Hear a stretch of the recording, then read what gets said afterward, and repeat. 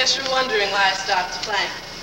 I believe that the young women of today need to break away from stereotypical talents and begin to cross over. Thanks to my parents, I've been given lessons in singing, dancing, and I am a certified pianist.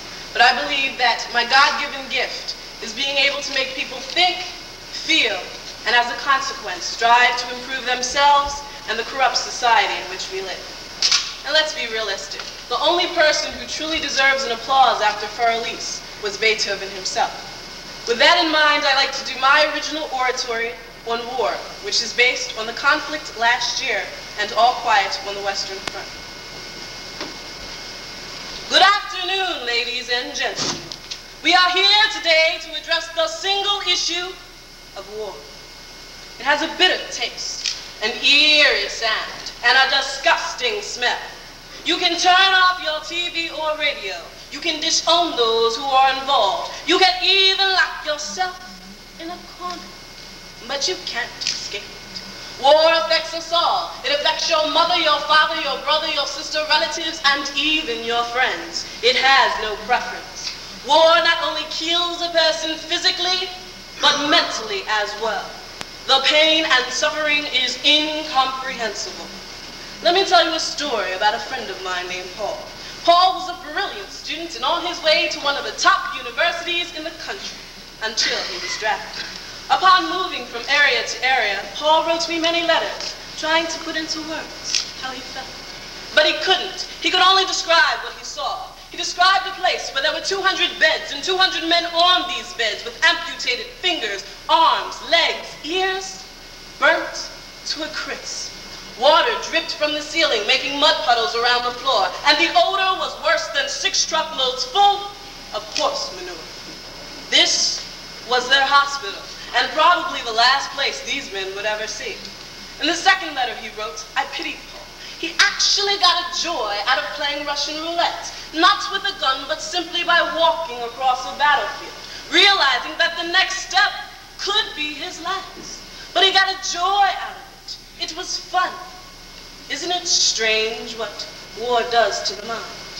In the last letter he wrote, ironically, I found it to be his best. There was the letter he wrote on his deathbed, but I knew that Paul's pain and suffering would soon be over. He said, I remember the amputations. I remember the crazy doctors and their experiments. I remember the leeches and the lice all over our bodies. I remember the rats stealing our food. I remember every single horrible detail. I remember the look on the enemy's face. But I also remember Mom and Dad, holidays and birthdays. I remember the first day of school. But for the life of me, I cannot remember why. Why was Paul fighting in a war which he did not create for a country in which he had not yet become an adult in society for? He also spoke of all those men, all those good men who fought in the Civil War, the Revolutionary War, World War I and World War II, the Vietnam War and the Korean War. They too were probably told that they were going to be heroes and that war was glamorous and glorified. There are no heroes in war, nor is it glamorous or glorifying. Yes, people win and people lose, but don't we all lose in the end? He said, if it was still possible in America for one person to make a change, he'd like me to change the minds of civilians and for them to live up to their name and to act civilized and to realize that what you call the enemy is a human being, a part of ourselves. Last year, in 1990-91, we faced the Iraqi-Kuwaiti conflict.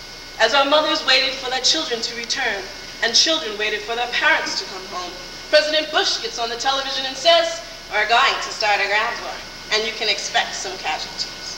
As if casualties were nothing. As if POWs and MIAs were nothing. We're gonna kick some, well, you know the rest. After all, we're the mighty Americans.